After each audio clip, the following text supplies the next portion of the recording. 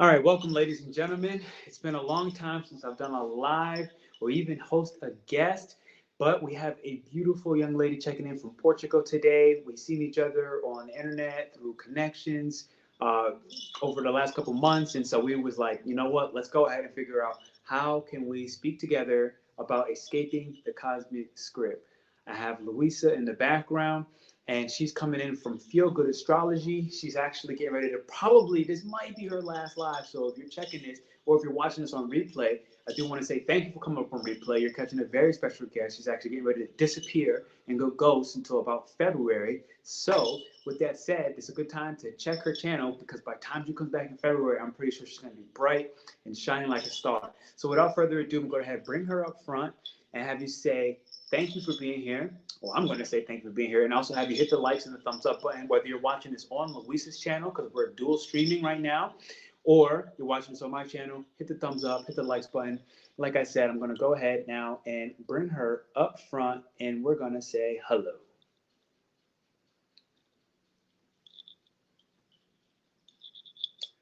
Bum, bum, bum, bum. Here she goes. Check 2 1 2.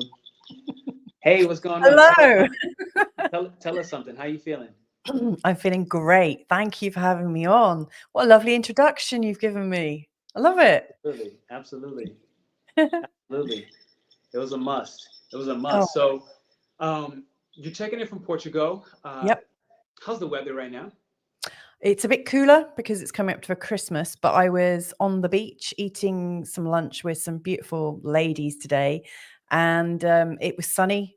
So we just had cardigans, a couple of wraps, but it is, winter in Portugal. It's great. So we have days where we can be out in our t-shirts, but we always have to have a coat. But it's bright, really lovely, bright, like sunny skies. I love it. It's fantastic. You should come over. Hey, Jasmina. Hey, Jasmine, what's going on? To be honest, the weather sounds exactly the same right here. Really? And where Exactly. where where are you based in? Like I complain about it's cold, but it's really like 70 degrees. I don't know what temperature, if you're going by Celsius or not. I think you Yeah, might be Celsius. So I get yeah. confused. 21 degrees Celsius. Yeah, we like it's actually warmer outside of our homes. Like in our homes, these houses here are designed to keep the heat out because Mm, for most of the year, for like 8 or 9 months of the year, it's really hot. And we might go up to 35 degrees, sure. which I don't know is what it is in your system. But I'm right now, familiar. I think 35 might be about 90. yeah. Yeah, Yeah. so it gets really nice and warm, and it's literally in the last few weeks, we've started to put heating on just a little bit. But by the mid-January, we'll turn the heating off, and so we often step outside of our house and have a cup of tea out there and go for nice walks. It's a lovely time of year, bit damp, but I'm if on I was in my if I was in England right now, I'd have to wear a hat and gloves and scarf. So that's where I'm from, and it's much colder there. Yeah, nope, not a fan. Never wanted to go to London, like ever, and haven't. I mean, I just kind of skipped it. I don't know. Maybe I feel there's some part of me like when I say it out loud right now, I'm like maybe I got some bad karma over there because I literally have never had any craving to go to Yeah. London. France for a little while Mhm. until I met more French people outside of France, and they kind of kept it simple. I left my country for a reason. Like I'm not a fan, and I heard enough. But I'm sure the day will come because I love to travel, so it'll happen. Thank Yeah, you do all an for being. astrology world tour. Doing a world tour of astrology, come and Yeah, stay, come and visit. yeah. What do you mean? Like you mean like a global conference, like a nostalgia conference? Yeah, why not? Or Yeah. like, why don't you, go on tour? Like, you know, there's so many content creators right now that are Mm-hmm. working on the go, so Mm-hmm. we come across loads of people who are expats, who are moving around while they're working. I mean, that's how we're here. We both work online, my husband and I, and so if Portugal didn't suit us, we would probably, we're just renting here, we haven't bought, so we could go to Italy, we could go anywhere. Sure. It's a Yeah, great I tell you, opportunity. it's nice. You're in that EU package, man. That is nice. I can't lie to you. It's nice to have that little package where you can do the Mm. jumping without worrying about visas and yada yada yada. If it Well, wasn't for that, I would have probably been there by now. Yeah, I mean, we were quite fortunate. We moved into the mainland EU before the Brexit thing that sort of separated the UK from the functioning part of the EU. So Mm. we're able to stay, but not all Brits. Like British people now do have to get visas, and Americans do. You know, and my husband Oh, helps me do that. wow. That is Yeah. unfortunate. I did hear US are getting visas too, but I didn't think about the fact that you're from the Brexit and the whole nine. I didn't consider that. I really didn't. Oh wow. Okay. Yeah. Yeah. So good that you got it. Good that you got it going on. Yeah, Um, totally. so this actually might be a good part, a good entryway for escaping the cosmic script, Mm. where already you and your husband are full time, able to stay and go and move and travel. That within itself already seems like a big escape to me. Maybe Yeah. that plays a little bit into the cosmic script narrative today. Yep. But once again, as we get into it, I want everybody, whether you're watching this on Louisa's channel or mine, go ahead and hit the thumbs up and the likes button. I see somebody checking in from Facebook. Feel free to comment. Feel free to ask questions on Yeah. this. And it'll help us really guide you. Because the way I feel like, if I'm not mistaken, you are a 6'2", right? You're Yeah. human design. Is So that the how do you describe that? she's the role Uh, model. yes. Yes. She's Role the model role model. hermit. Yeah. Exactly. So she's a 6'2" role model. So, and I'm a 5'1", and I think plenty of people on my channel understand what that lingo means. And so it's a good time to ask questions. It's all I'm saying. It's a good time to allow us to get involved with you, and you get involved and engage with us. Comment, run it up. So, Louisa, Yeah. what is fatalistic astrology? Like, tell me more about this. Yeah. Well, when I think back to the astrology that I first learned about as a child, fatalistic astrology, I think, is the idea that what is said is what comes to pass. So, for instance, like it's my birthday next week, and I'm born just before the solstice.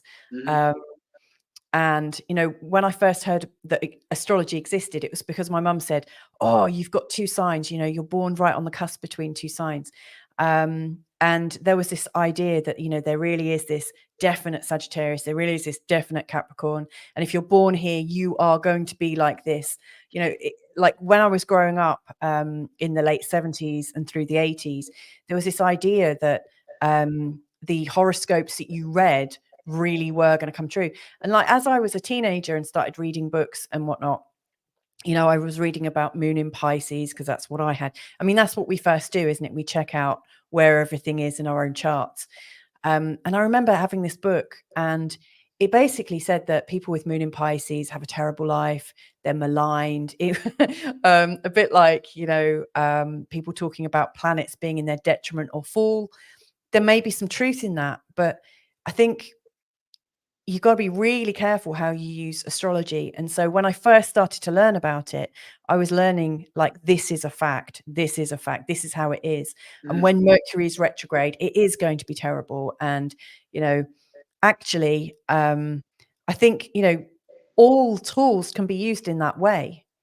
And I've come across it a lot, many years later. So, for instance, I've been heckled by people who talk about sidereal astrology, so they've used the progression of the equinox to move on the ecliptic, i.e., do we start at 0 degrees Aries, or do we start in Pisces or Aquarius, or, anywhere?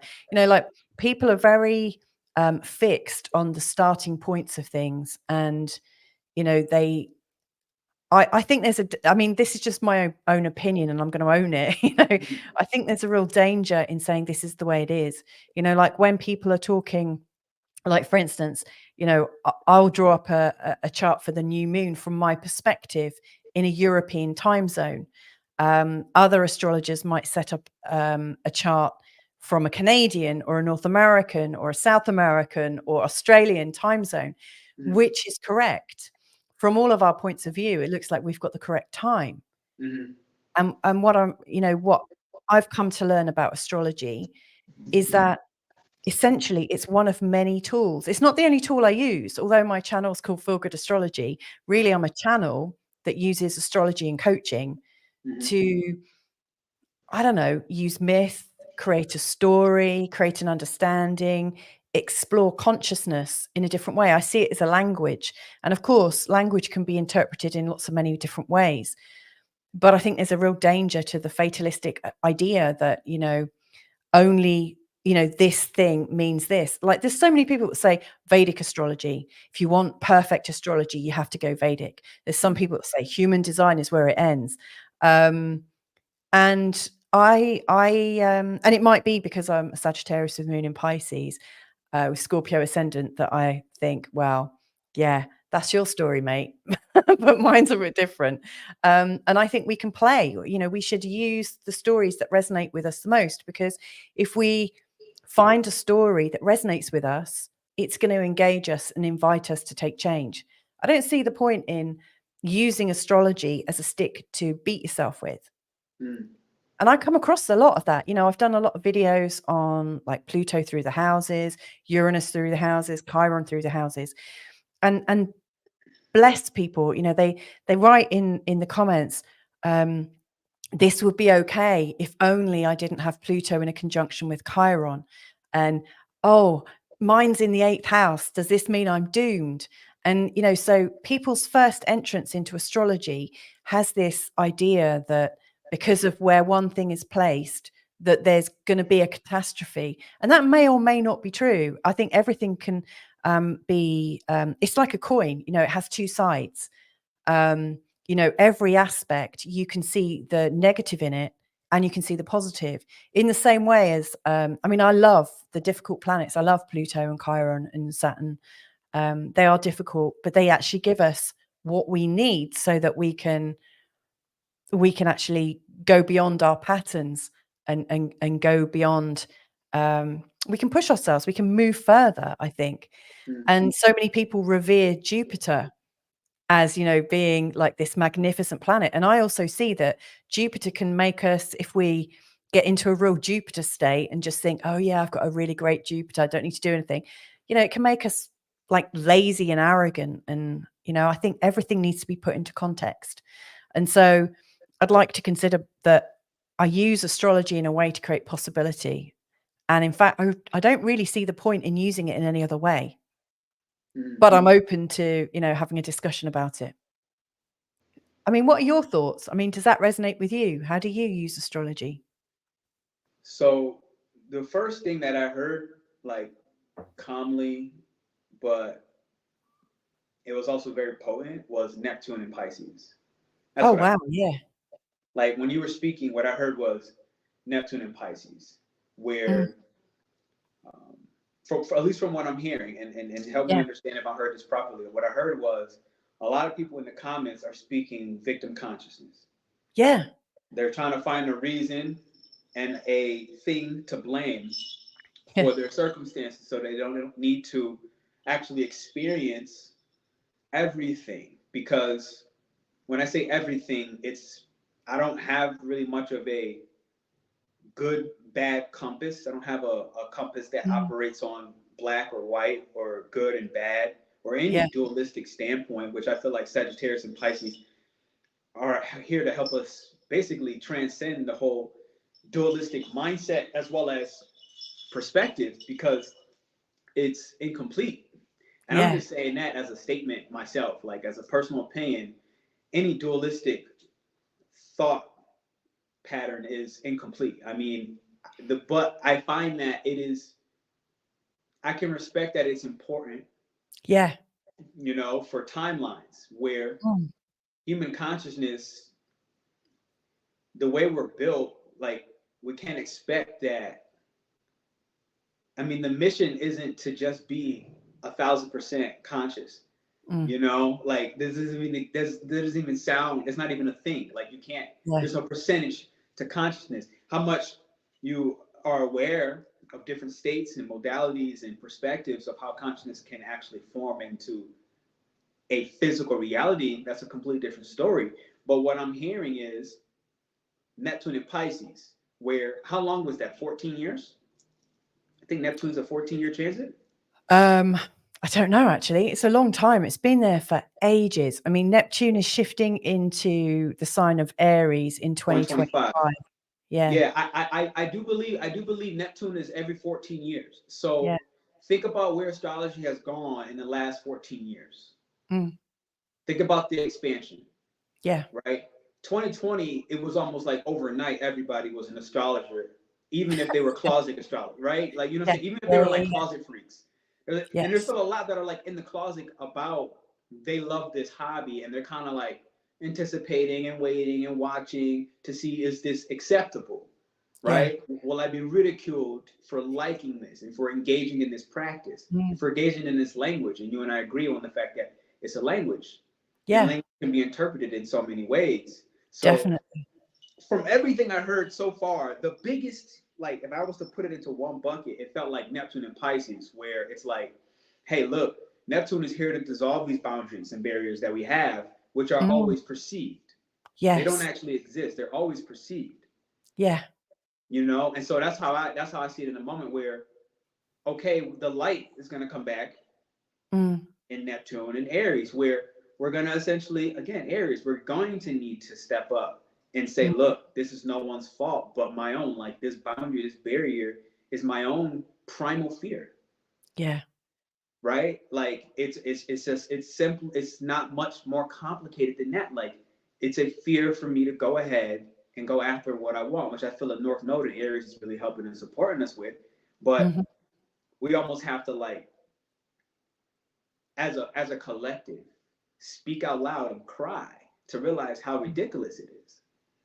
Mm-hmm. Right? Like, and you know, I could be like strong with that statement, but that's what it feels like. It feels like there was a time frame where people needed to go ahead and experience the victim consciousness, blame game, Yeah. cry out loud, beg for help, take on some spiritual healer, the next guru, the next blah blah blah Yeah. blah blah, Definitely. so Yeah. that they can realize that, okay, like this power is within me, period.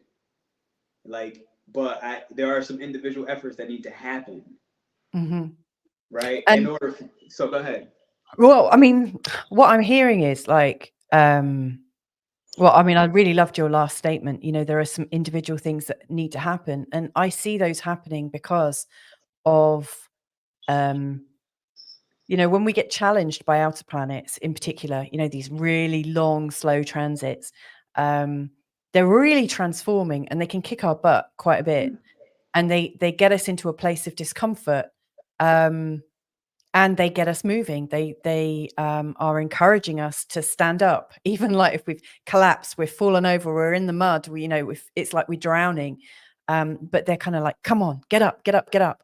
I really see some of the like outer planets as the outer consciousness coming in to like transform and raise us up. I love what you were talking about Neptune and Pisces because, you know, Pisces, from what we've been like what we may have learnt about Pisces and our experience of Pisces is that it's endless. Like, where does it end? You know, and it's like all of consciousness, all of the unconscious programmings and workings out of things, spirituality. There's 100 different names for it, thousands of different names for it. And Neptune, this vast, gassy, nebulous deceiver and also inspirer, like, you know, on the two different hands can, you know, it shows us where we deceive ourselves, where we might need to. It also shows where we're putting on a bit of a performance. You know, I mean, I love Neptune because Neptune is like Hollywood. It's all of social media, isn't it? You know, where everyone's putting on a show. It's our makeup, it's our clothes, it's setting a scene. It's where we lose our individuality. Now, I see Neptune as a great big spectrum. I see everything as a spectrum, really. But, you know, one end of Neptune, we might be looking to lose our individuality because we're connecting in oneness. You know, it just feels so good to connect and to feel like part of this full on energy. And at the other end of Neptune, and I see this, you know, with people that got hard aspects in their charts to Neptune early on in life, I think most of us tend to reflect the negative side of it before we start to connect to other things. But, you know, the negative aspects of it, and I've got quite a few of them, and I've done quite a few of them. Like, for instance, drink, alcohol and stuff like that. You know, on the one hand, we're wanting to connect to oneness, and the other hand, with the negative or the slightly more challenging aspects of Neptune, we want to forget who we are. So Neptune, I see is a really big dissolution of our individuality. And in the sign of Pisces, oh my God, like, who knows who they are these days? And yes, you're right. There is this really strong victim energy going on. And when Chiron went into the sign of Aries in 2017, I was thinking, this is going to be interesting. Pain's going to get real for people. People are going to start whining about their pain, because they've had this chance to feel it and connect into it, but be confused about it, because Neptune in Pisces, I think, can be really confusing. I mean, I've got quite a few clients that have got Neptune on an angle in their chart. And quite a few people with an angle in the sign of Pisces, you know, and for people with that, I do notice that there's a bit of confusion at the moment. It feels like things are a bit foggy. But would I say you're going to be confused until it goes into Aries, which some of the old astrology books might have said? And the answer to that is no, because that fogginess or that confusion could also be an awakening. It could also be a dream state. It could be so many different things. And I think it's up to us to use it. You know, like, there's that phrase, man proposes, nature disposes. You know, at some point, like, astrology, it's our concept. Like, man has created the concept of it and applied it as a blueprint to help people make sense of their life and to help people make sense of natural cycles. You know, we've made sense of it. But ultimately, nature disposes. You know, you might go through a moment where you might feel like a victim, but if essentially you're actually quite strident, you're probably not going to stay a victim for very long. You'll probably pick yourself back up. Your inner nature or the human nature will win out. And so I'm really nervous about people being told that they are one way and that it's permanent, or that it won't change until after 2025 or 2030. I mean, I remember, I mean, it's kind of paradoxical that I say that, because I remember years ago being single for about 4 or 5 years and seeing a tarot reader, an Indian tarot reader in London. And he said, oh, well, it won't be until you're 36 that your life is going to really turn around. And I remember thinking, that's ages away. And I kind of like stormed out of there. I was really fed up and really angry. And actually he was right. But I didn't want to hold that in place as a limit on my consciousness. Now, was it because he told me that I wasn't going to meet the person of my dreams until I was 36? Was that actually the truth? Could he actually see it? Or was it because I decided that he was an authority and that's how it worked out?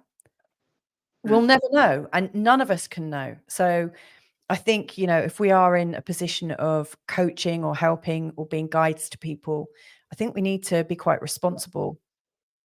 I don't know. It's interesting. Maybe I'm just not prepared to own the fact that it might be true. That's a possibility, isn't it? I don't know. Yeah. I don't even know how you want me to answer that. Because let's just talk. so the reason I say that is because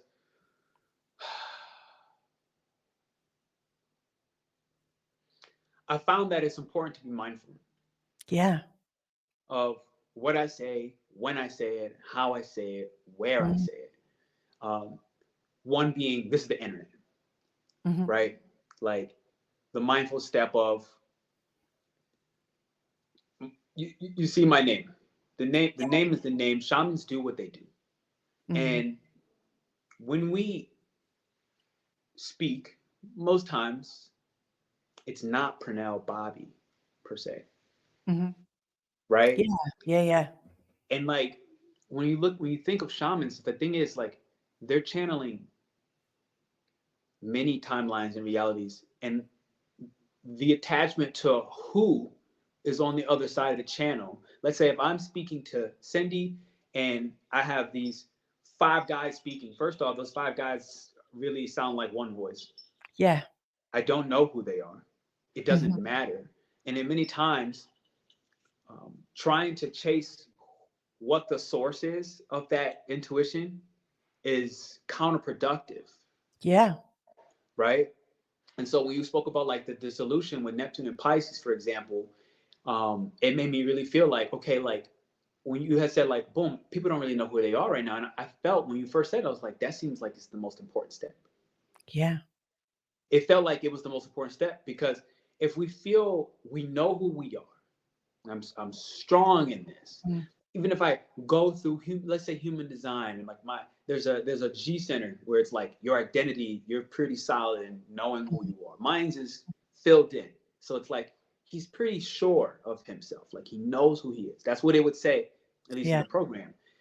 Yet when you say, boom, Neptune and Pisces is giving us this solution of like, who are we? Like, do we know who we are? Like that for me felt more important, because it's like the moment you know who you are and you attach to that, you kind of, we missed a bit. Yeah. You know what I'm saying? The moment we attach it, we missed a bit, because now it's like, well, I'm also preventing myself from who I'm becoming. As long as I hold on to that old identity. And this is where, again, fear becomes a paralyzing agent. Yeah. Right? Because it's like, there's this part of me inside that knows I'm becoming something different, but I also know that I don't know exactly what that is. And so let me hold on to this identity step that I know, because human design told me I had a fulfilled identity center. So I know what I am, I know who I am, and I can hold on to that. Now in when I look at this from a different perspective, that same thing can be, and oftentimes is just as empowering, because while going through a shift and a change, let's say especially at the identity level, it is comforting to hold on to some piece of something, which is not much different than when we're meditating. When you meditate, especially, let's say you have those placements, I would imagine like yours, right? You said you have a Pisces moon? Yeah. Okay, so let's say Pisces moon, Sagittarius sun, boom. This person can go anywhere. And the moment they don't even need to close their eyes. They can blink and be 17 light years away. And it's very easily able to happen. And I know that there's been times when I have meditated and I got lost. There have been times I could not come back into my body. Like I constantly tried to open my eyes and I couldn't. I was unable to. I got lost. And so this is something one of my mentors told me recently. I've never heard of that before. Oh, we can get trippy. Yeah. We can. There's a reason why I spend so much time away from everything. Because so I'll kind of finish this point. Like, so my point is like, when this meditation happened, I've heard like 5 at least different realities of myself whisper, like here, Pernell. Yeah. And like it was a little confusing at the time because I was panicking. At the same time, I was like, why can't I open my eyes? Like I was like, I really want to open my eyes now. Like this has gone too far. Like I was lost. I was super lost. I was so far that I couldn't comprehend. The one thing I knew, that I wasn't on Earth and I wasn't nowhere near where we were, where my physical body was. And awkwardly, like one of these voices like had to come through from a parallel reality of myself and say like, here. And I just leaped for that voice. And then I crashed and landed back into my body. I woke up and I was up again. Right. Yeah. And so my point is like, in order for us to even begin to do this, it does take some of this letting go of who I think I am. Right. Yeah. Willingness. You feel me? Like, because like in my upbringing, let's say a Christian family home, you can't, that's not even a reality. It's not possible. First Yeah. off, I can't do that without God's permission, Mhm. even if it was a discussion. Yeah, And so yeah. it's like, let's say I hold on to that, then this miraculous experience that I'm able to speak about today, and it goes so much wilder than that, to be honest. Like we can get really weird depending on how far you want to go in this conversation. My point of Oh, saying I'm that happy to is, go quite far. do you ever experience out of body sleeping on purpose? Not even, yes, for Jasmine, not even by accident, Mm, just on purpose, like consistently. I mean, mm, but me in dream state, like I alter things with intention. You know, mm, like I'll look at somebody, like somebody. I had a client the other day. They came on for like dream reading, and they were like, "Boom!" You know, I was running from yada. I was just like, just turn around and face the assailant. Period. yeah, Like you can step into your dream. Part of it is again releasing the self that tells you that you can't do that. yeah. Right? I've had a few out of body experiences in dream state, Yeah. um, but never a conscious one that I'm aware of, not consciously aware of, in like real state, like you're talking about. But I have, as a child, I used to sit looking at grass and leaves and things like that, and I would feel like I could meld with the consciousness and sort of Mm. play between the two. But I don't have it quite as freely as you. It sounds fascinating. But you do. Well, I just have, So yeah, that within itself, right? Like yeah, verbally, you say one thing. mhm, As I like look at your spirit when you said it, I'm like, before we got on this call today, mhm. I talked to my partner who's a Pisces, Oh, and wow. I was like, oh crap. She's like, what? I was like, I'm a little nervous. She's like, why? I was like, well, Why? because I just looked up the word fatalism, and I didn't even know. I almost assumed fatalism meant something different than the actual definition Uh-huh. of like a predestined event kind of thing. Like I just Yeah. thought it was like, let's stop being negative with astrology. Well, you could use it like that as well. Sure. And that was just my assumption though. But then I look at the word and I was like, oh, predestined events. And I was Mm. like, oh crap. She's like, well, I was like, I'm nervous. She was like, why? I was like, well, because like I do understand that there are predestined events. Well, I think there's like both. I think both possibilities. Like for instance, there are people that have the experience of knowing that they came here to be born at the particular time. And I was Mm-hmm. talking to somebody very recently who was talking about, oh yeah, I work with some I interview someone every 2 weeks who is, I think, like an ascended being who talks from all sorts of different angles. And he was saying, you know, there are monks that know exactly when they're going to die, and they go off on their own, and they're watched. Like there are people there to watch them to make sure that they die exactly as they're meant to, and they keep their body safe. Yes. So there's all sorts of things like that. And I've interviewed people who are walk-ins, you know, like walk-in spirits that, or walk-in entities that have made some kind of agreement to share a body, or, you know, one person ends, like leaves and another joins. So I'm definitely aware that there are predetermined things. And I'm also aware that we can, there's a dance with life. And, you know, if you know that, like, for instance, like if I'd taken the advice of this kindly Indian tarot reader Mm-hmm. that I wasn't going to meet the man of my dreams until I was 36, Mm-hmm. I could have actually, you know, there are a couple of different scenarios. So one, I was really gutted and thought, oh my God, what am I going to do for the next few years? And I took it really negatively because I felt like, A, I wasn't good enough. And it fed into every negative program that I had running about myself, that I was somehow unworthy, blah, blah, blah, blah, blah. And I really span that story. Or I could have thought, wow, well, that's great. I'm going to meet somebody and have a great time. And whoa, I've got 3 years. Let's get my party on. Let's go and adventure. And sadly, I didn't take that route. You know, I was kind of deadly about it. Mm. Um, And so I think some of that is in the conversation that you're having with people. Yeah. It's a fine line. Like, how can you? I think astrology is just one of many tools. I don't think it's the only tool, but I think it's a really good tool, and so many people believe in it. And so, you know, I can see things happening. Like, so when I get a client, you know, often I'll check out their chart and I'll say, oh, crikey, this was a really intense time. And then all of a sudden this story comes out and you can see the transits that have happened and you can describe what's happened. And then the client confirms it. So it does appear that the chart is quite complete. But for instance, if you're trying to predict when your child's going to be born, I'm sure there are some people out there that can tune in and say your child is going to be born at exactly this time.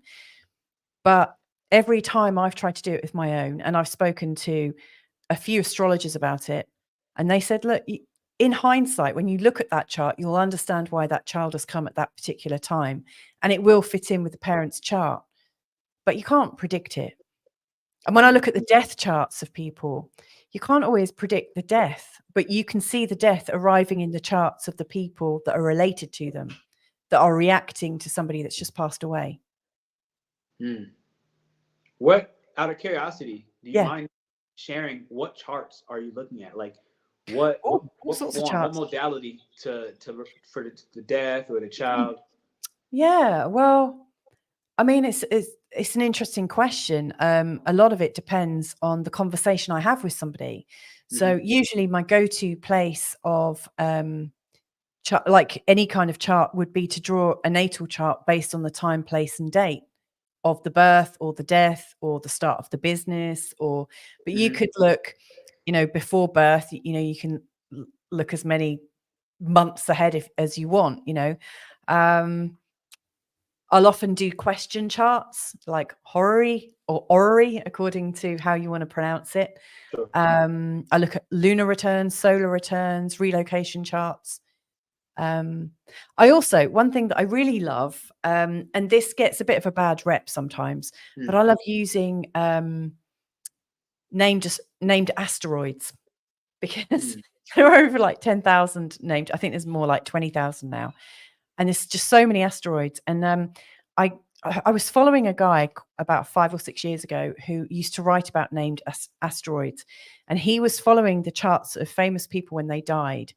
And so, for instance, and this sounds a bit mawkish, you know, and a little in bad taste, but he wrote articles about, like, for instance, celebrities that died through maybe like strangulation or in a particular hotel, and he would look up asteroids with the names of the hotel that they were in when they died, and you know, a bit like you know, looking at items that were involved in their life and in their passing.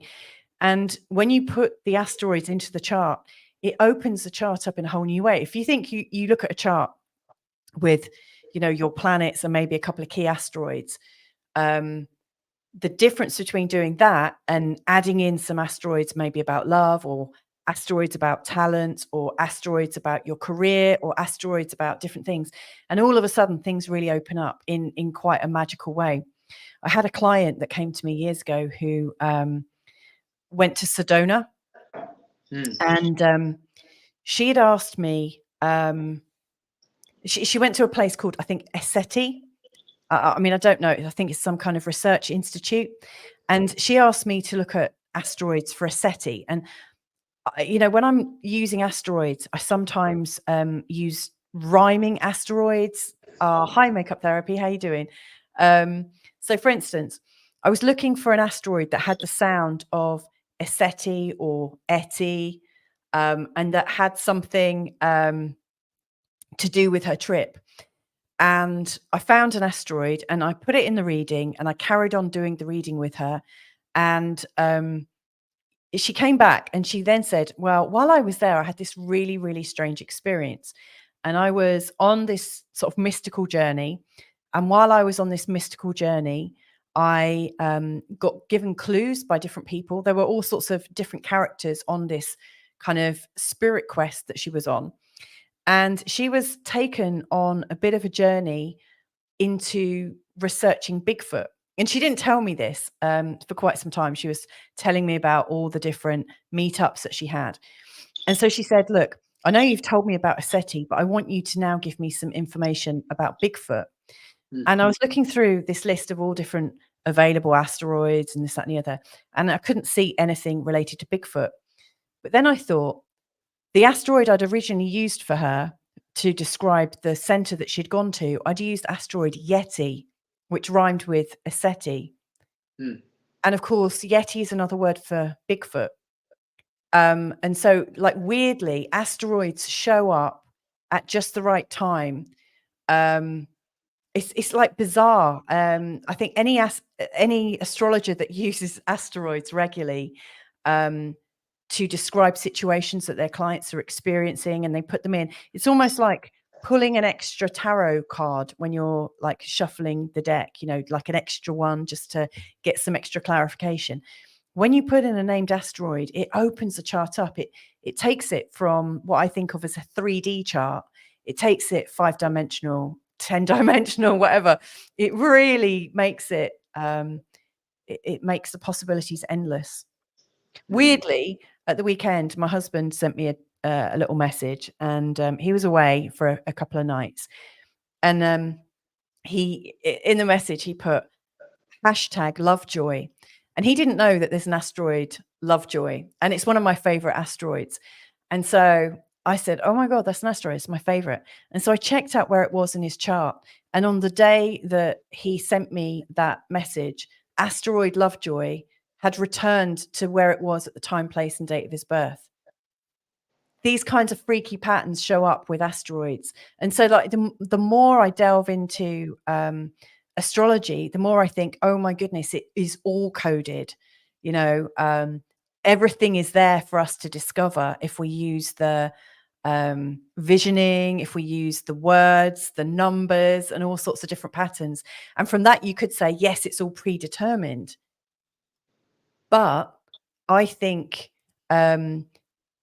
it's also, you have to seek it. You know, like, I wouldn't have known that asteroid Lovejoy was in a particular alignment with where it was at the time, place, and date of my husband's birth had I not looked. So I think if you're a seeker, you'll see these patterns, and you can see that maybe life is predetermined. I don't know. I mean, yeah, I think there are predeterminations, but should we live our life according to it? I don't know. That was a lot of a ramble for now. Which is But okay. it's just like life, like astrology opens things up, I think. And I So find let it me very difficult when it's closed down. I'm curious about this. Okay. Yeah, go on. So if I was to give you option A or option B, and there Yeah. is no other route you can take, Okay. here's the options. What would you choose? Can I answer that? Yeah. The option I would choose, if I was only given two options, I would choose the option that made me feel better quicker. Okay. It doesn't have to be the right option for me. It has to be the option that raises my feeling or my vibration, because I think if we're in a right vibration, other possibilities present themselves. 1000%. That's anybody. But what choices are we going to give Right? me? No, that's 1000%. That's 1000%. Like, you know, if we're doing an astrology reading when we're batshit depressed versus when we're like beyond optimistic, that person's reading will be different. But it also will be energetically aligned with the person you're reading for simultaneously. Yes. Right? So exactly. So here are the two options. Ready? Yeah, go on. Is astrology predetermined? Yes or no? Don't know. I had a feeling. I I had a feeling. I had a feeling you were going there. The only reason why I brought that up. It's a really good question. The only reason I brought it up is because when I heard your story, I was thinking to myself, here's what I'm really hearing her say. If and when I go deep enough, because I will, I'm just not entirely there yet, but I'm on my way. I understand that I can with 100% accuracy. Can being the key word, not will, not automatic, but it's possible for me to discover these predetermined events. And I'm curious and I'm excited about that. And it makes me nervous simultaneously because free will matters to me. But what is free will anymore? And these larger than life questions begin to basically scramble my brain. And it makes me a little bit more nervous. This is what I really Oh my heard. God. You listened to my inner thought. I mean, I didn't even know I had that thought, but when you gave me that, I realized that is exactly. I do realize that if I wanted to tumble right into the magic of it, I would find probably the divine coding, it, like DNA or something. I don't necessarily think that the codes that we've discovered already in the stuff we've learned is necessarily the be all and end all. I really don't. But yeah, I do. I think there's magic to it, or like some kind of like, are there some kind of links showing that it is divinely mapped? Yeah, I do think that. I don't know that I can see it. I want Do I want the responsibility of it? I don't know. I want to give a short little insight from one of my mentors. Okay. All right. out of curiosity, I want to ask: do you meditate? Not in the traditional way. Which is okay. I don't even think there is a traditional way to meditate. I mean, Yeah. The reality is I've been meditating my entire time I've been talking to you. Uh-huh. So you've just been in the right state. You've put yourself in a really beautiful state the whole time. I mean, even before this phone call, like I've been meditating for months at this point. It's just what it's been. To be honest, I think since like 2000, I lose track. I think like since like 2018, I've never left a meditative state. Wow. If I'm being honest, it's just a long time. So like it's just always happening. When I'm washing the dishes, I'm meditating. On the middle of this phone call, I'm meditating. It's funny that you say that because like by traditional standard, no, I don't meditate. But whenever what is that? What is the traditional standard of meditation? Well, like how people get a little well, my husband, he's recorded quite a few meditations for a site called Insight Timer. And I've recorded some meditations for them, like hypnotic meditations. And my husband got quite a lot of backlash for his meditations because he believes that people can be openly meditative, and so he's recorded meditations that he's had when he's been sat with goats and sat in busy hotel rooms, sat relaxing on a bed in an IKEA showroom, recording a meditation. And people that are real purists that believe that you should, go into a breathing pattern and, focus on white or whatever, are really irate about it. But when I'm washing up, I go into a meditative state. When I go for a walk, I'm in a state of meditation. I'm in a state of receptivity. When I'm working, it's almost like I see the chart and all of a sudden I'm drawn in. Into the mystery I go. Interesting. So then I've got 3 children, and I often find I get pulled out of that quite quickly. But then, when I'm holding them, cuddling them, chatting with them, sometimes I go back into it. But again, I don't really class it as a meditative state, but it is when I'm in the garden. So I was curious for this reason. My mentor recently shared something, and I was doing it my whole life. I just didn't know it. I didn't understand that I was doing this. And it kind of goes back to that dream. So us as humans, right? Essentially, our bodies are rockets. They're literally rockets.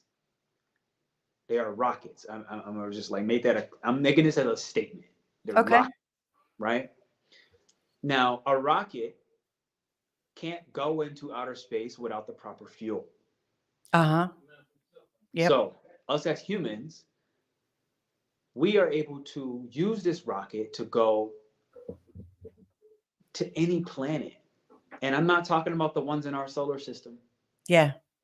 To any fixed star, to any asteroid, again, in the blink of an eye. Yeah. We can go to the Lovejoy asteroid while my eyes are open. Like, boom, I just stopped there and stopped back. Just that quick. But again, when I look at like that Neptune and Pisces, for example, one of the largest barriers, at least perceived, is that that's not possible and he's deemed crazy, period. Right? Like that's like a huge step one. Like, that good, like what? Like no human, no man, no woman has such a power. That's not the power of God. It's not the power of science. You can't scientifically prove that. And I'm like, okay, so there's no reason to continue on with that conversation with that person. To me personally, I'm like, that's okay. Like that's okay. Now, the reason I state this is like when I had asked the meditation is because the key thing with this rocket is the reason why many of us cannot use our vessel or this rocket is because we don't use the right fuel. And that is the foods we eat.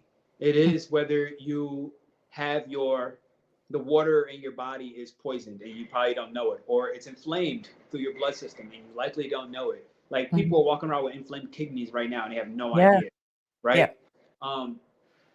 The thing is, this rocket, you wouldn't send a rocket. Elon Musk won't send a rocket up into space if it is malfunctioning. But he did the research to realize, is it malfunctioning? Now that's a machine. That's that. We don't really assess this machine for takeoff.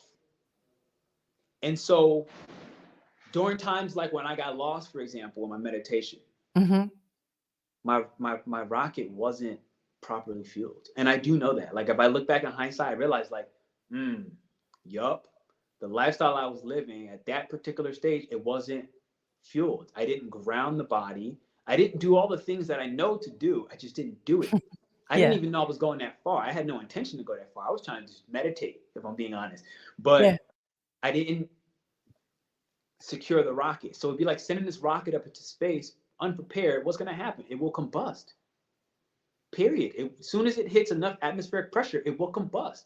And so if you look at the programming in the world, you look at the food items. I'm going to use the US, for example, but it's plenty more countries. Let's be real. Like how well, isn't this why I'm guessing, isn't this why you live where you live and I live where I live?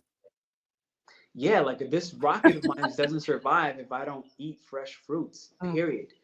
Like, you know, I had a retreat recently and I told people like, man, like, you know, they tried it. It's like, what's the difference? I was like, yo, it's the ginger. And like, what do you mean? I was like, look at your ginger back home and look at this ginger. It don't even look the same.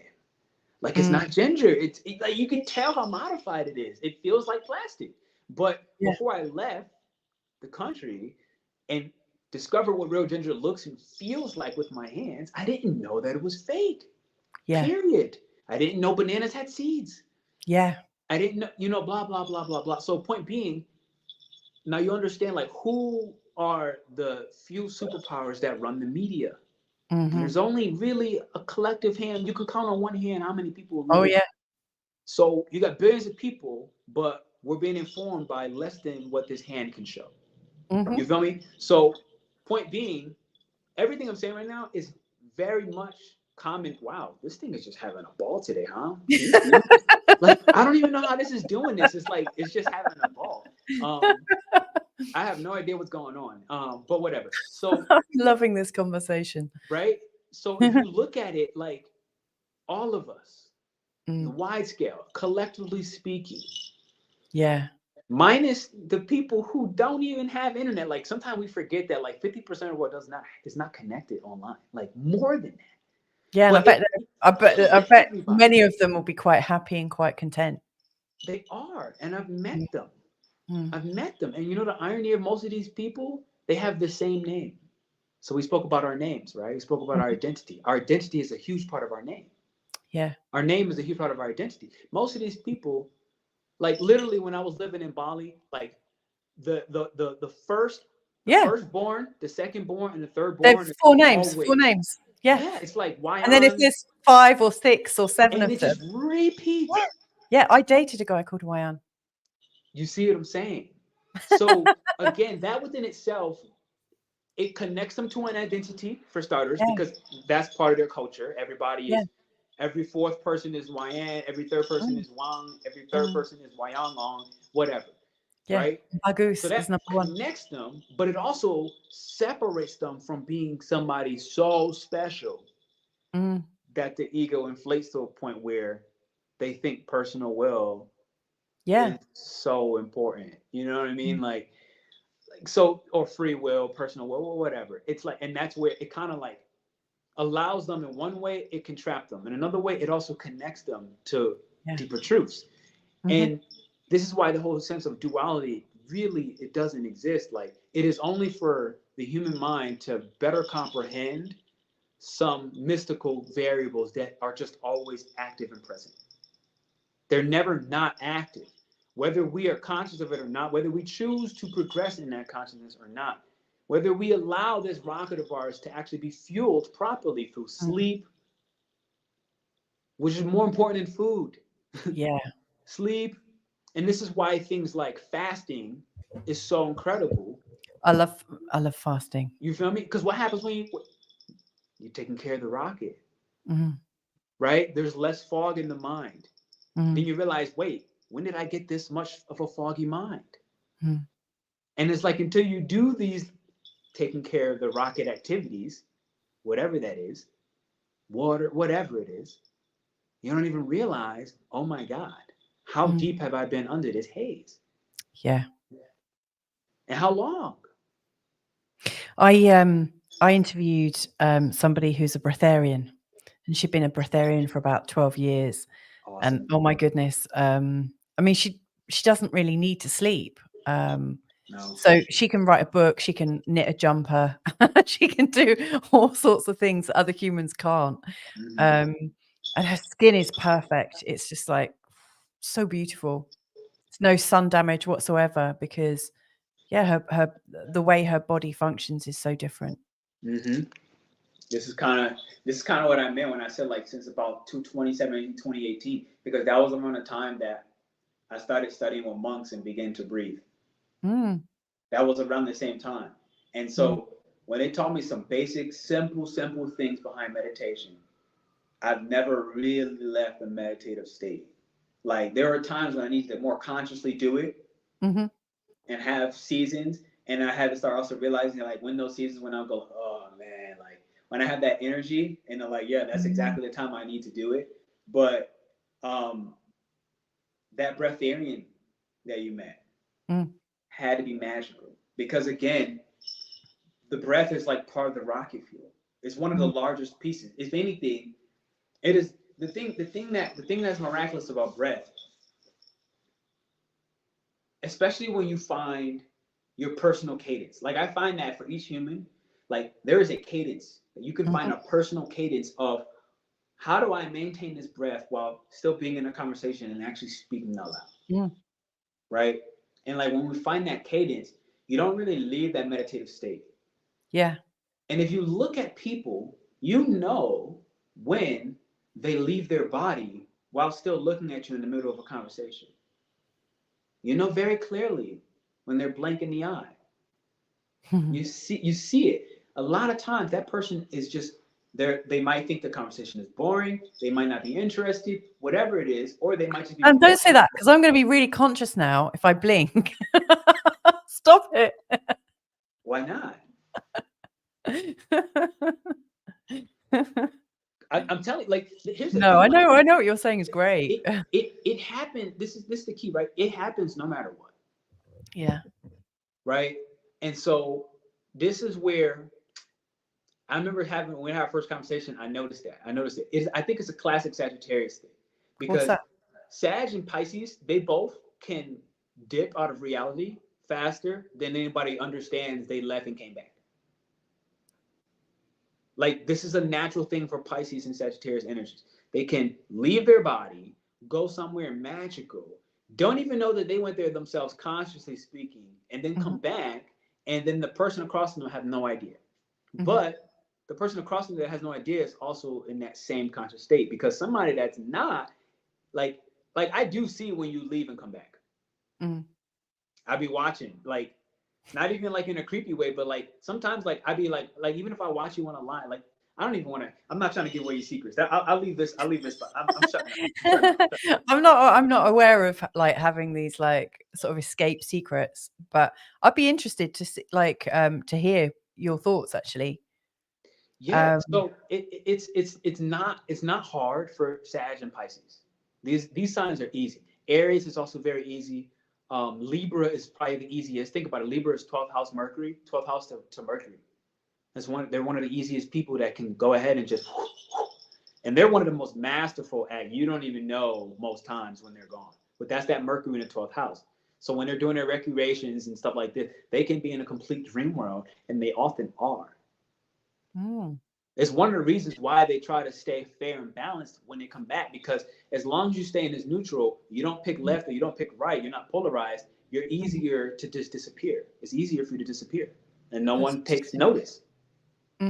Well, I have realized, you know, since the phenomenon of the pandemic that lots of people were talking about, that the polarity and the way it was spun kept people here. On Earth?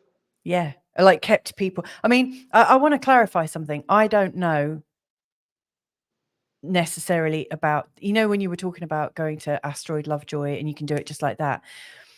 I'm an astrologer that doesn't really believe in planets. I don't know if they actually physically exist or not.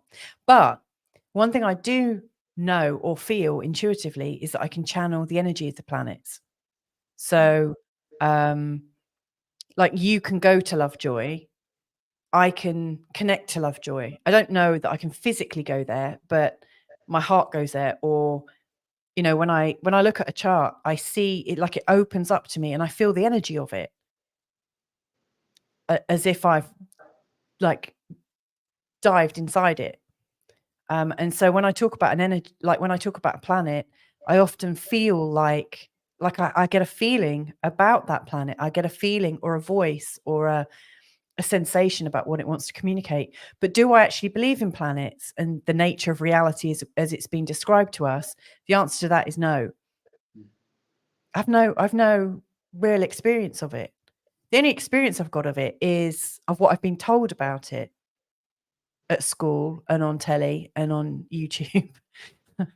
But when I actually look at reality with my actual eyes and use my actual hands and my breath, I don't have any sensory experience of it in my physical body. But I feel like I can channel the energy of it. But I just thought I'd throw that in. I don't know how much of reality I really believe in, but this feels good. I'm enjoying this conversation a lot. Yeah. Planets. Have you ever heard the word grahas? Nope. What's that? Planets are grahas. Like planets is actually like you hit it on the head. Like planets are fictional. Planets aren't actually planets. Planets are the more accurate way to describe a planet is a graha. A graha. What does that mean? How does that? A graha is an empty vessel. Right. So planets, in a sense, planets are grahas, but they are not the same. You have a zodiac belt. Yeah. Right, and in this belt, Also, that's just a massive story we've given. That's a collective story. It expands way outside of that, but yeah, in this particular solar system, there is a belt. Yeah, it does go way larger than that. There is a belt though, and in this belt, those within itself are kind of where they are.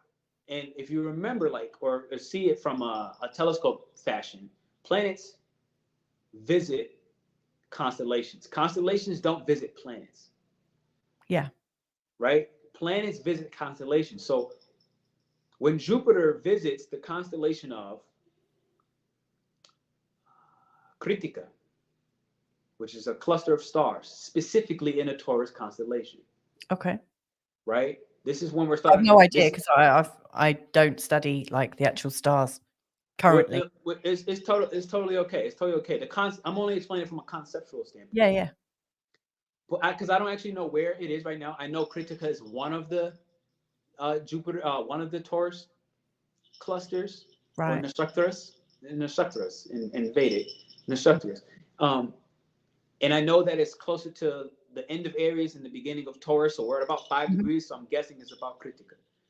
So when Jupiter, which is where Jupiter's in Taurus right now, when it's in these degrees or so of this constellation, this graha is passing by and it is an empty vessel. So this is a cycle where all of the wisdom that Kritika, or this particular constellation, stands for has an opportunity to channel that information through Jupiter and connect to us in a sense. Oh, what? So it's like a portal. Exactly. They're Like all a wandering portal They're that all can be portals. programmed. Yeah. They're all portals. We just don't understand that they're portals, and we're not told they're portals. The sun is the largest portal. The sun is like the original portal for this particular solar system. Like through this sun, all the other planets came through. And so the sun within itself is a portal. It's one of the, so I never use these names because, to be honest, like they're just, in my opinion, they're just built to confuse people. Like, so I don't know between Western astrology, sidereal.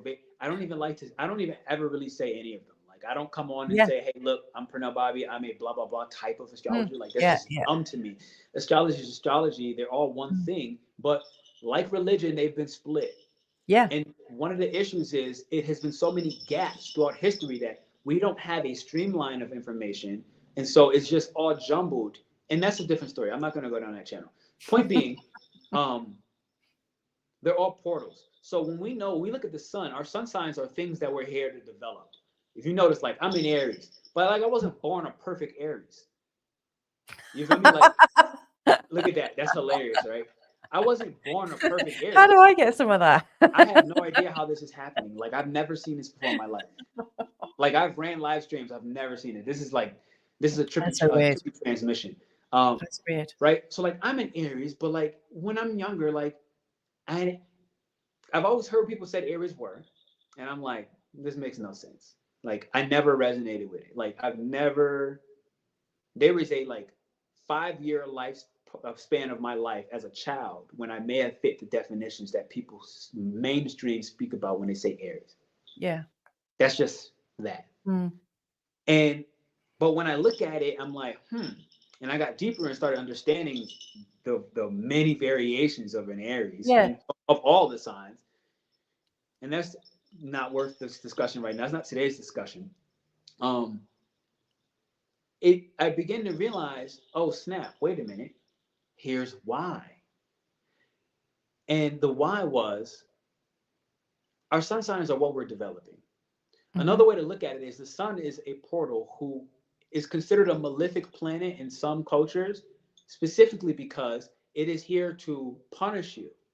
Literally, it is here to put you in this prism, not prison, put you in this prism so that you can go through a karmic experience that it wants you to liberate. Period. Like it wants you to liberate that. And when you liberate it, a lot of times you die. And when you die, this is when the monks know they're going to die in the forest. And maybe 1 or 2 people go with them to confirm, like, yes, they died exactly the minute they said they were going to die. And they'll watch their body transport back into the portal, which will be the sun, because they basically have, I don't want to say surpassed, but let's say, I don't know the right word for the moment. Transcended at least their karmic mission, okay, as that Aries at bare minimum. And you can visually see their body go back into the portal, which is the sun. Why? Because the soul can't die, which means that it can't be burned. So I myself, I can't go to the sun. I'm going to burn up. But you can't burn a soul. You can't harm a soul. You can't harm a soul. I mean, I have an interesting relationship with the sun because, like, I go in the sun and I fry, so I tend to be in the shade as much as possible. Even though I love living. Louisa, that's not your soul. No, exactly. And it's interesting that you talk about that and like the whole idea of transcending your astrology.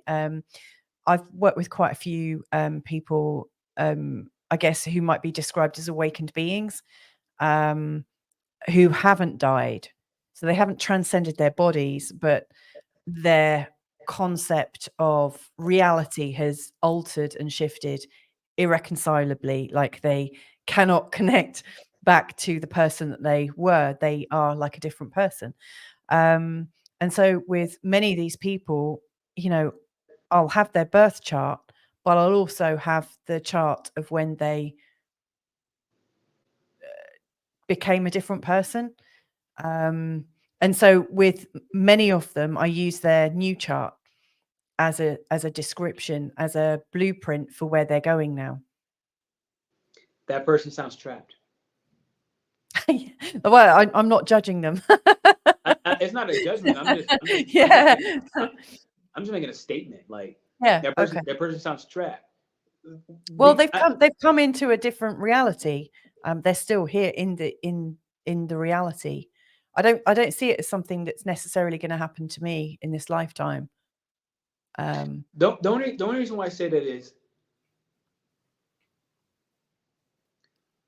if a soul or spirit comes to have, and I went through this for a long time, like a long time, like pretty much since birth, if I'm being honest. I came out more in my later years, like I'm talking the last like 4 years, like when I started having to like integrate into society, like Earth, humans, they never made sense to me. It was the weird, the whole thing. I was like, what is going on here?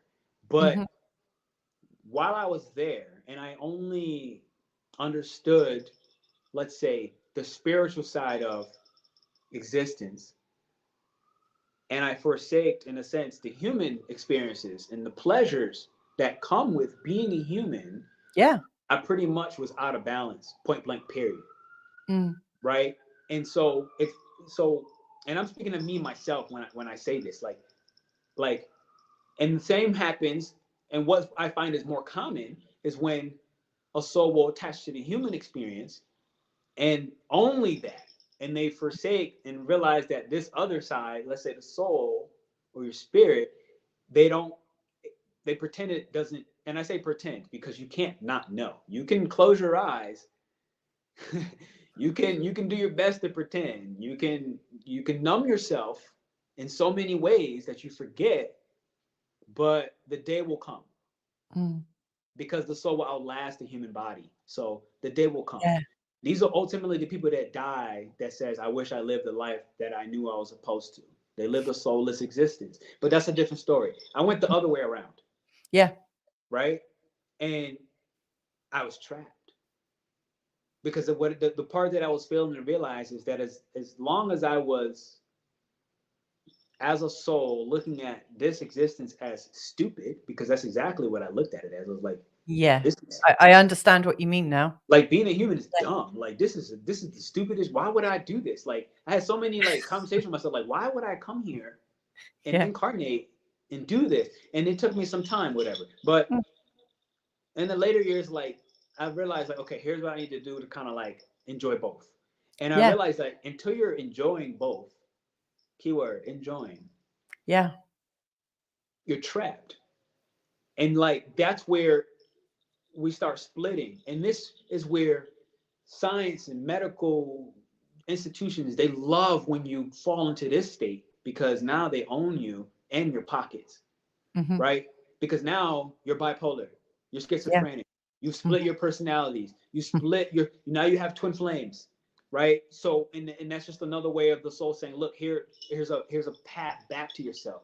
But oftentimes it just becomes overly toxic, because again, it's a soul and a human, and they're trying to find a way to, and so then they get lost, like I did in that meditation. And this is kind of why I said, like, that person sounded trapped. And again, I'm not saying that that's good or bad, because a lot of times, like I said, these experiences need to happen so that we can start to basically break our psyche as for what is possible.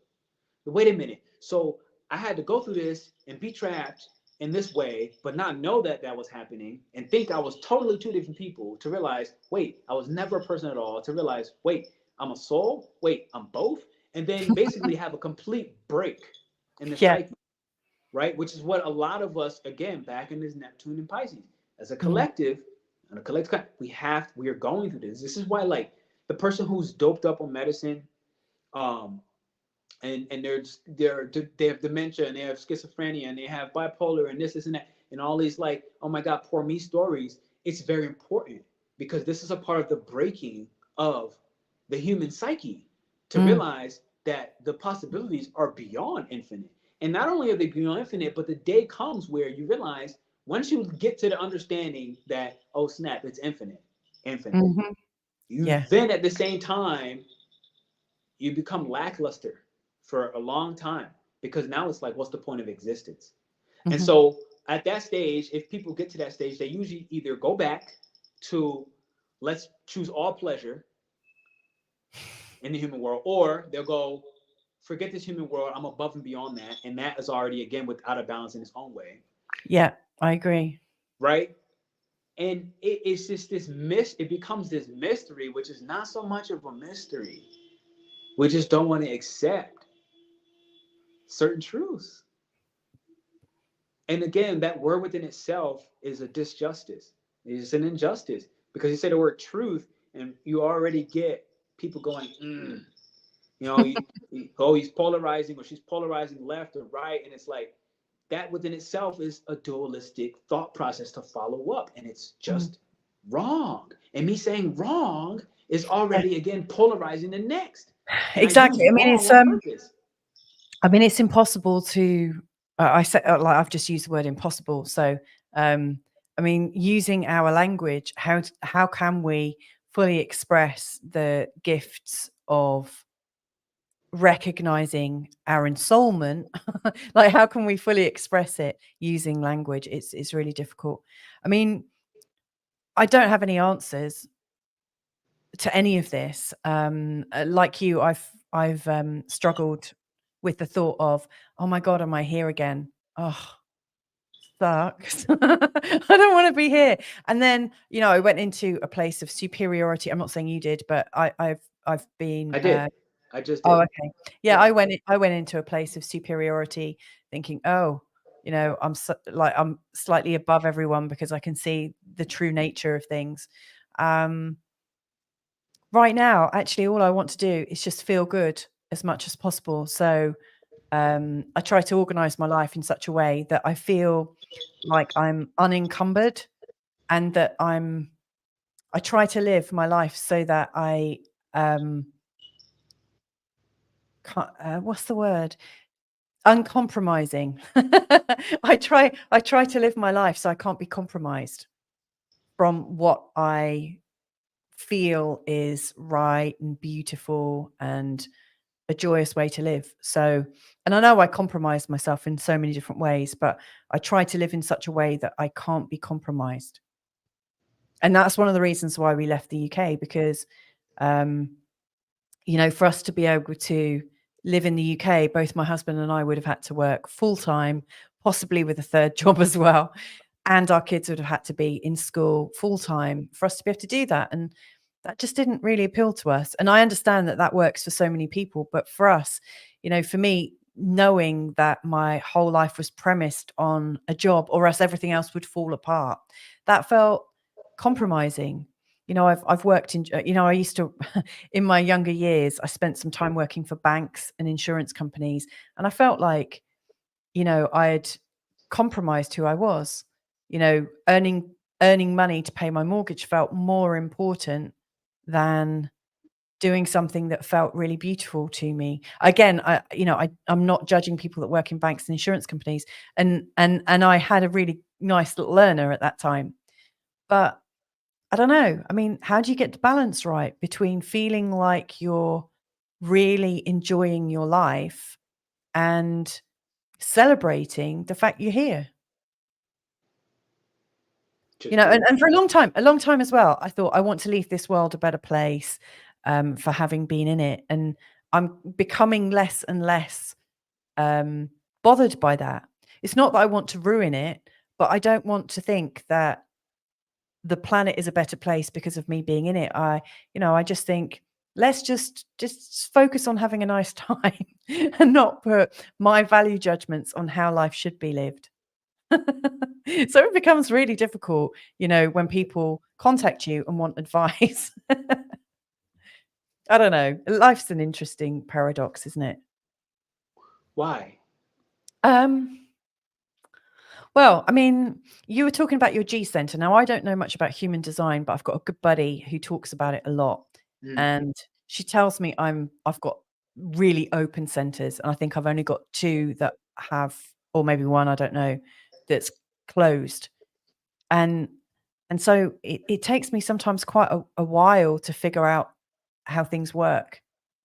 I'm just I don't know. I can't quite put my finger on it, but sometimes I can't make a judgment in the moment. And so, I'm really grateful for astrology and grateful for the clients that I work with, because when I see the charts, what I know is I kind of sink into them. I mean, to be fair, I can also pick up a like a tarot deck. I could sit with a plant and ask it what it wants to share with me. I feel like I can channel information or get information, and find things out. But it's much easier for me to access that state if somebody has invited me to do that. So if somebody asks me and says, "Can you find this out for me?" then I will tune in and find it out. And you were mentioning earlier that you get the right clients for you. And so all the problems or difficulties or challenges or new possibilities that people come to me with, they nearly always, there's always a message in there for me. I mean, you basically just describe yourself as a projector. Like, that's your entire strategy, is to wait for an invitation. I've only just learned that recently, and you shared that with me, and my human design friend shared that with me. But yeah, I am a projector. Yeah, but this is an interesting conversation. I feel like the reason why is because I feel like it was a part of that nervousness. I feel like there are 2 conversations happening between you and I. One of them is not verbalized. Yeah. And no one else is hearing what we're saying, or at least what you're saying to me. So it's weird because it's like it feels like you and I on one end are supposed to be having this whole conversation like this on a phone. That's what it feels like. And Really? then, no, really, 1,000%, without a doubt, yes. But then simultaneously, I'm sure people are finding, I'm hoping at least, that they're finding this beneficial in some way, shape, or form. Havana, yes, Louisa is a 6'2" projector. Yes. You might be angry at me, but your Indian tarot guy said something once about 36. Yeah. You already know this because you're doing it. I'm going to say, backtrack and watch this conversation after February. Okay. And even go back to a month ago when we scheduled this between you and I, of what did you tell me as for what changes were happening. And I just kind of leave it there because you know what you said, because those are happening as we speak. That like they're happening live now. Set from all that, because that's not, I feel like that's not for this transmission, but for people watching live, what I feel like is important is because I see there's another projector in the chat. Mind you, like, you are the 19 to 20% of the population, and you're the blueprint. So projectors have the blueprint for 70% of the population. Hear what I just said. 70% population. You have the blueprint for 70%, meaning most people that are coming to you, you need to only listen to them for 5-10 minutes and then basically tell them what to do. Now, the difference is, if you don't take your time away, throat chakra. If you don't take your time away, right? We're on a Sagittarius moon, like, Yeah. throat, eye, third eye. If you don't take your time away, you won't know what to tell them, which is a part of the cosmic blueprint. So the whole conversation is funny, like, because we're saying escape the cosmic script, but the reality is you are the cosmic script, whether you realize it or not. Oh my God. I hadn't seen it like that. Oh my goodness. Well, the funny thing is, my husband is also a 6'2" projector. The two of us. The good thing about that is we're both sacral projectors as well. Is that right? That's not possible. No? No. Projectors cannot have that decline. Oh, maybe it's not sacral. No, splenic. Emotional. Splenic. Oh, splenic. We're both splenic projectors, 6'2". That's the oldest type. Oh, well, both my husband and I are that. So like it's basically back to February. Really. Those are super ancient. I mean, this is the irony of the convo. I don't even know exactly what to say because I'm trying to be mindful and like also respectful because I'm like, I know I'm a very direct person, but like you are the cosmic script. No, really, like there's a whole lesson on my website just for projectors, and I'm kind of forgetting a little bit right now, if I'm being honest, but maybe I'm not supposed to remember. But I do remember the simplicity of you are the cosmic script. Like you have, like God speaks to you more direct than 70% of the population because you're here to advise them and give them the yellow brick road as for what to do, how to do it. Without your say, technically 70% of the world is walking in the wrong direction. And you know that, and your purpose is trying to wake you up very clear on that. So you take that part serious because if you don't, you realize how detrimental it is already at a soul level, which is why this conversation is happening. But it's ironic because of how it's happening. But you knew that though, because you reached out to me. I suggested the topic, didn't I? You asked me what would feel like the most empowering topic you could talk about, and that's why your heart. I said the one in your heart. Yeah. Oh yeah. Okay. But you also knew you were reaching out to me because again, like I'm a 5'1". Like the only reason why people like me exist is theoretically to be lights in times of crisis. When there's a crisis moment. Role. Huh? What a beautiful role. Literally, just to be lights in times of crisis and then remind people, hey, here's how you practically get here. Like, now understand, like the other side of the cosmic script, mind you, 1, 2, and 3, there's only 6 lines in human design. 1, 2, 3, 4, 5, 6. You're 6, I'm a 5. Technically, my 5-1 is the part of the unconscious side. You're 2, you're 6, 2, you're 2 is the unconscious side. However, when people have that 1, 2, or 3 in front, they are consciously unconscious, meaning they don't see what we see by default. And then vice versa, because we have that other 1 and that 2 on our unconscious side. So that exists. So they're teaching us all the time, regardless. It's a fluid relationship. My point is, I can't say it's 50% population, but I'm telling you that the 1, 2, and 3, they don't see the matrix. Period. They just can't. They can't.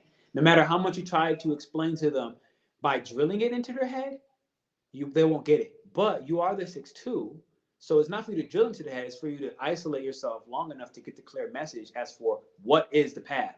Because only the right one will work for them when they ask you for the invitation. Wow.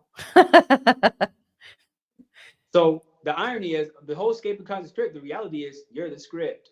So I kind of had a feeling of this, but like it's a natural Sag thing. It's like basically don't escape yourself because that's a Sag Gemini type thing, and it's time not to. I've been trying not to say that all day. I had no idea that I knew I was going to have fun in this conversation. I really knew that, and I was really looking forward to it. Wow, this has been brilliant. Really but awesome. It makes total sense. It makes total sense. Like there's a reason why you reached out to me. Like your soul knew, my soul knew, and then it was just time. So the irony is, you and I were on a time link. I set this live random, like not totally random, but like when I knew the time would be set, right? Like or be clean and clear. I didn't realize the retrograde.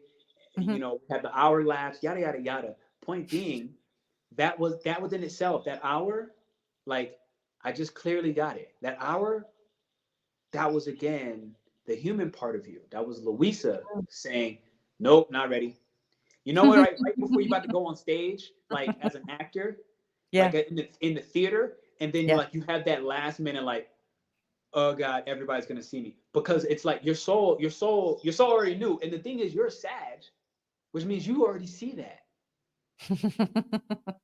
You saw it on our first phone call that we had before we did live. I did I actually. saw Yeah. it. Yeah. And I think you know what you did. I'm gonna leave it alone. I think you know what you did. I'll leave it alone. I'll leave it for the offline. But you know what you did, and that's the thing about Sag.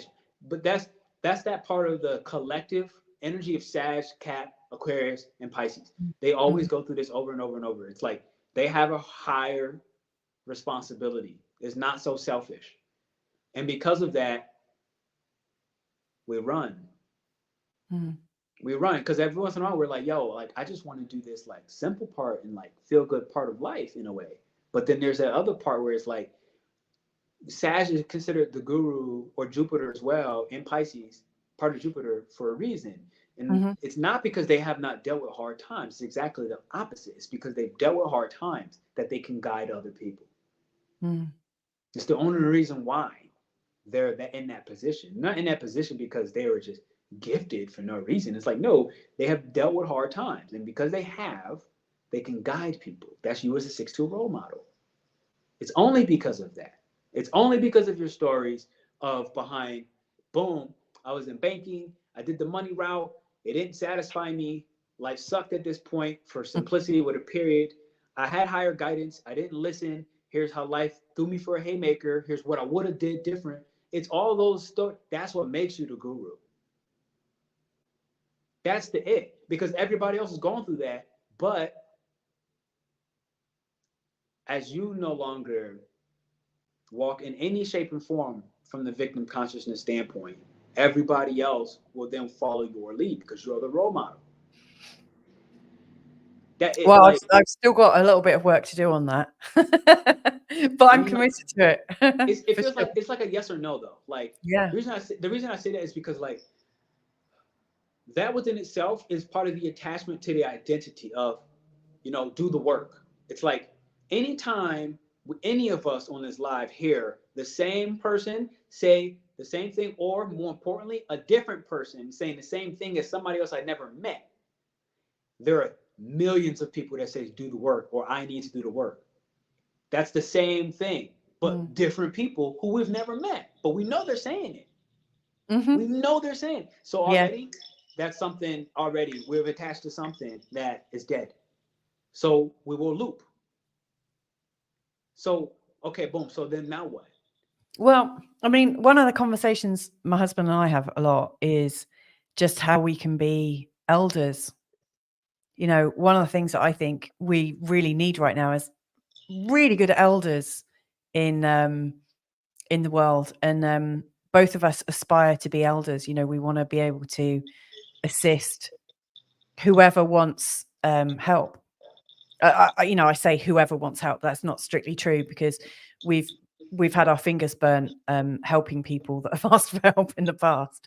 But I think, with a bit of discernment, I don't know, we want to be more available. And I don't know, we don't know exactly how we'll show up, but eldership feels important, because when I was growing up, I was always looking for people that I could feel inspired by. You were talking about your master, or your is that the word you use, your master?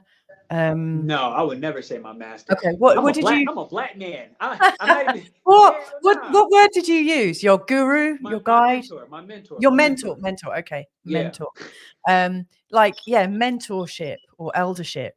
And I don't think it's necessarily a role that has to be facilitated by an elder. I just don't think it works like that necessarily. But I think becoming a mentor of some sort is important. Well, you are a mentor and you are an elder. Yeah. Like, but you were born that way though. Yeah, I was. Yeah. Yeah, definitely. You know what I'm saying? So this is what I mean when I say like there's no work to do. Like, you don't have to work to become a mentor or an elder. It's more about accepting responsibility that you already are. That's a really good definition. And I think that's where I am right now, really. I'm finishing work next week. I say work, I'm finishing what I love doing next week. And then I'm having 6 weeks to myself to just absolutely love my body and to have a beautiful time. Yeah, And that's then to what an come back elder would do. yeah, and to come back in February. And you know what, if I have a nice time, I might come back in March, who knows? But I want to shut down for a while. I need to shut down for a while. I've just finished breastfeeding. I've been breastfeeding solidly for 12 years, from one child to another. And it's time to reclaim all of that energy, like reclaim my body. So it's really good timing. You know, I just want to clarify, I've been breastfeeding my children, not just like giving it to anyone. It sounds like I made a job of it. No, sure. It sounds like you have the Pushya Nakshatra. What's Do you have that? any Cancer placements or Leo? I've got Saturn in Cancer. To be honest, it'd be pointless. Like it's just in your it's I guarantee the statement about 12 years of breastfeeding, I guarantee you have Pushya. Pushya is a nakshatra, aka a constellation of stars, but specifically in the Cancer constellation. And they literally are the bosoms of the cow. Yes, I've described myself in that way a few times. Yeah. But if you have that, it now means basically that the population, right? Like the people you'll be mentoring, they're the ones in a sense feeding from your bosom. It's probably not, but like in human world, right? Like this stuff can get really confusing, and there's always a case by case. Like I don't know enough. Like it's the first time I'm kind of hearing this, but like, you know, your body being able to for 12 years be able to continue to produce that, like I'm almost again I can't confirm where this is coming from. I just know it in my heart. It is here. You're capable, and now it's time to have the will to power as well as the will to love. This part of your ability to nourish others that are also not your children, but symbolically your children. Because Wow. again, your father energy, right? Sagittarius, father. This is father. This is father. This is strong father. This is Zeus, right? Nurturing, but it's not just Zeus. Zeus would be Sag. Remember, there's also Hera, and that's Pisces. Yeah. And this is Jupiter in its combination, but you also have Cancer again, the bosom. So it's like this is you nurturing your children. But right now, this break is about nurturing the proper child. Because Hera's the whole also thing known about as Juno, isn't she? who? Hera is also known as Juno. I think that's one of her iterations, yes. Yeah, and my Juno actually is in Pisces in a conjunction with Jupiter as well. An abundant source of. So In my fourth house. I imagine you also have Reviti because that's back into the Pisces constellation, which has a lot of the same principles. And the reason why I know that is because you and I are on the call and I have both of them. Right. And this is what I do. I don't have bosoms to give milk out, physically speaking, but I've been doing it my whole life. And this is why we need that much isolation as elders. See what I mean? Like, if you take the moment to feel into it, think about how many versions of us, when I say us, it's unidentifiable, have been speaking. We're talking to the internet, then you and I have been telepathically communicating now for an hour and 38 minutes. And it actually started for 2 hours, 30 minutes because we were already doing it beforehand. Yep. Literally. And I leave the rest out. The communication has been there. But again, that's just seemingly two conscious thought processes. Look at that. A whole brand new. I can't even make this up, yo. I don't even know how to do this. I don't know what's happening. I really don't. But you feel me? But there's also at least 3 more. Look at that. Boom.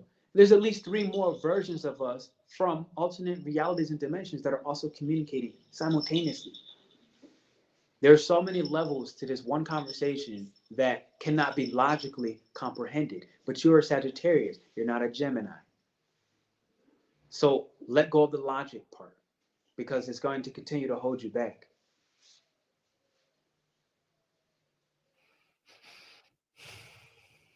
You're not a Gemini. Stop. You're just not even close. I'm definitely not very Geminian. It's true. But it has its purpose, right? Like the Gemini part will help you when you do go off in your journey, because mind you, Sag and Pisces, these aren't just crossing physical boundaries to another country. These are also the mental boundaries. Okay, these are boundaries into different realms. Period. The multiverse, if you will. Marvel, probably the closest that we might see to it. The only one I've seen closer would be the movie Lucy. Oh yeah. That's the closest I've seen yet, and what she was capable of, and how much we can't comprehend the capability of what Well, Lucy was able to do. I mean, this might be something for another conversation, but you know, I see the truth played back to us in films. You know, when I see when I watch films such as Lucy, I just know that that's the truth of how it is anyway. Of course. Very kind of them to show it to us. But so this is the point, right? Like you grew up in Western culture. I did as well. Yeah. And the key is Western culture doesn't acknowledge that. So it's time to like fully accept or not, like, but whatever it is, make a choice. If it's a no, Yeah. it's a no. If it's a yes, it's a yes. Just understand that like you'll die and reincarnate and do it again anyways. So, make a choice, right? But like that is then us as role models at this day and age. This is one of the magics about, again, 2025. Time 2025 happens with that Neptune Aries. Yeah, this is when this comment comes up, and I would like to answer this so we can kind of respect that. So it's the resistance that causes some people to be angry with us. Yes, but not exactly. I'll explain that in a second. Even if we didn't do anything to them. So, would you like to take this, or you want me?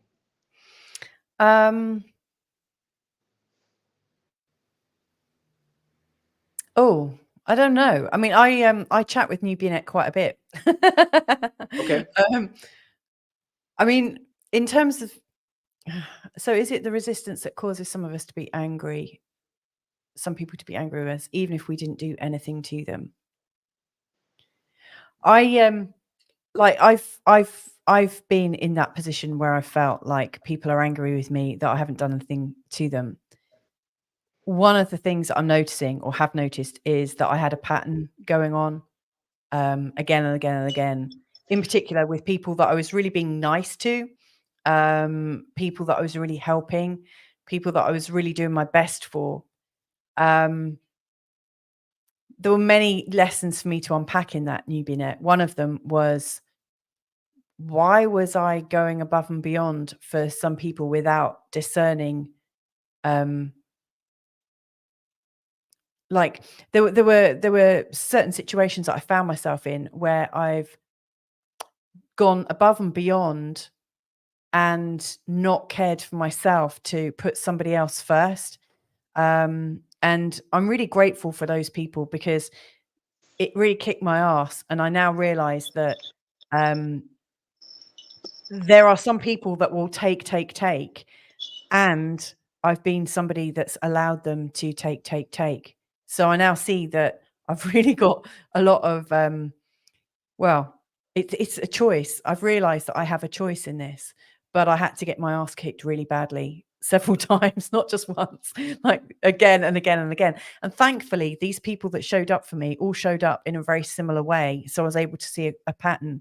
So for me, if I see an old lady that's single with leg problems, who's really, really religious, I know to run a mile because I've had experiences with several of them, all with very, very similar outcomes. But in each case, I wanted to help somebody who appeared vulnerable, who was asking for my help, inviting me to help. And so I got involved willingly. But I didn't follow my own instincts. And my own instincts was, this is going to go wrong at some point. This doesn't quite feel right. I allowed my desire to be altruistic to overpower the instincts playing inside me. So that's a sort of like personal experience of people who I've activated, who have appeared to have extreme resistance to me after I've helped them. I see you're saying, I think we activate something that they're not ready to deal with. I think we can be a catalyst for some people.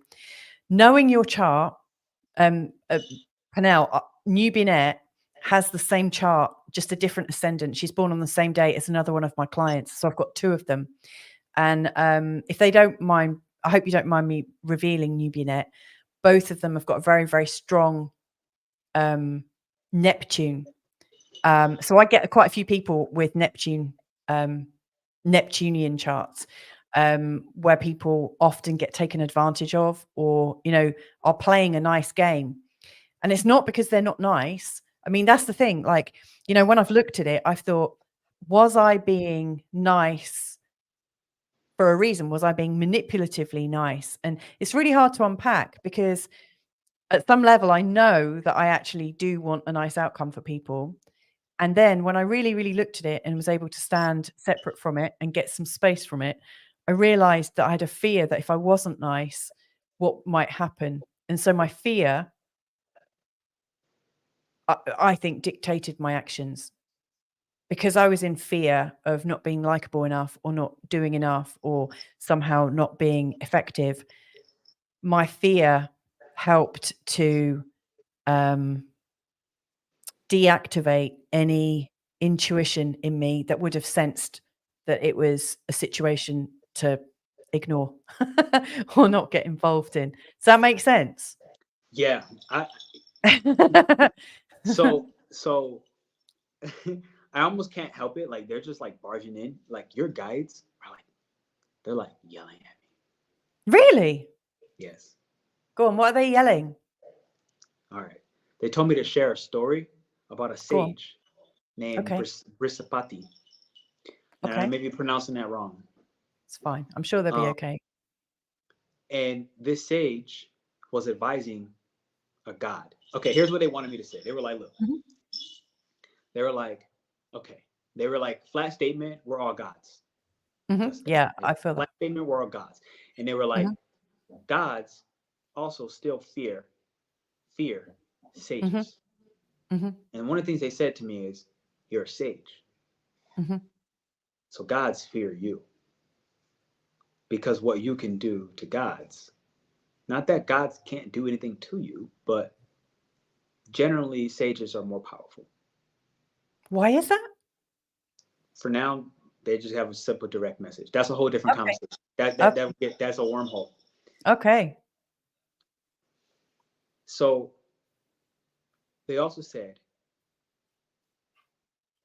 this particular sage is actually a particular one named Brisapati, who has its roles. And I only know this within you because of your 12-year breast story. That's the only reason why I know it's this particular one, but that's a different story. So they were like, the story with this sage, it specifically is a giver. But where they fail is when they give to the undeserving, the God, specifically the God that is undeserving. So it's not even like giving to a human; it's given to somebody who already has a lot of power. Like, that's real. They have a crap ton of power. But the gods are not respecting the sage, you, right now. The gods that you're dealing with is not respecting you as their sage. And gods respect sages because gods understand that sages have more power than them in some ways. In enough ways for the god to be in fear. Not in every way, not 1,000%. It's not black and white. It's no one, but I just can't go down that path because it's too deep. So, point being, you're supporting gods who don't respect you as their sage. And this particular sage has a story where this sage left the god that it was here to support. Left that god in pure darkness. Never returned to support them. But for a specific reason. Because that god, when the sage walked in, the god didn't even acknowledge the presence of that sage. And the sage was like, said nothing, walked away, never to return. And the problem is that god was relying on that sage's power. That god's power was reliant on that sage's power.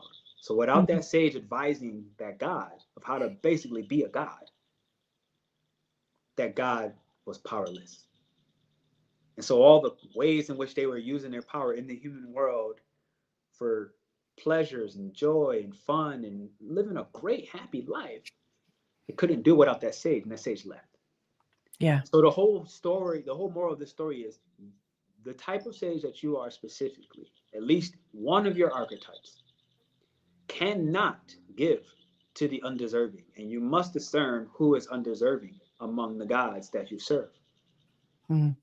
And also understand that you serve them by choice, not by demand.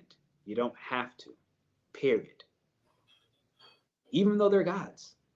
It's a very reverse thought pattern where we think of gods as like this almighty, can't do nothing to them. And it's like, no, it's not true. Yeah. I mean, I really, like, my own experience really mirrors that. Like, these three women, older women, who were, you know, I was treating them like elders with respect and stuff. Ultimately didn't really deserve it. I didn't discern it very well. And that was my bad. You get punished. Oh, totally.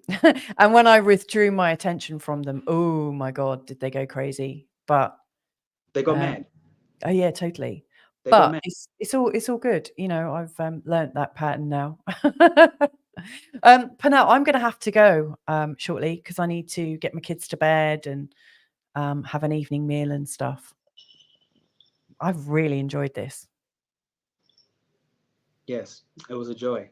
Ladies and gentlemen, please, whether you're watching on my channel or Louisa's at Feel Good Astrology, hit the thumbs up, hit the subscription. If you're brand new, cross-contaminate. That said, there is a free download down in the chat, at least on my channel, for a Dragon Chakra guide, literally. I think I've put the links in my chat as well. Super dope. Thank you. I didn't have this up the first time I gave you the links. I didn't have. Oh, okay. Send them one. over, and I'll put them up for you. Yeah, I didn't have this particular one. I'll send it. If I don't get it in time, it is on my channel. I think it's the first one, and it's about 60 plus pages. I just literally gave out. Wow, that's a lot of information. It's basically a mini book. It literally is a mini book. So if you haven't seen dragons yet, you're likely, if you're listening to this, probably going to start seeing dragons. And for simplicity, it'll help you with the vortexes that are inside of you, known as chakras or chakras. Because just read the guide and it'll tell you the rest. So and understand that when I say this, like, dragons don't show up like very easily. They don't usually reveal themselves. Like, they might just show you a nail, literally one claw. They might show you an eye. They might show you a single scale. They might show you a snake. They might show you a root. They might show you a cloud. They might come in your dreams. So obviously we live on Earth. Like, they can't just, you're not going to just see a dragon fly in the sky, but there's a reason why, because it used to be that way, but that's a different story. There's a reason why. So feel free, if you're called to that, check it out. It is linked directly to the chakras.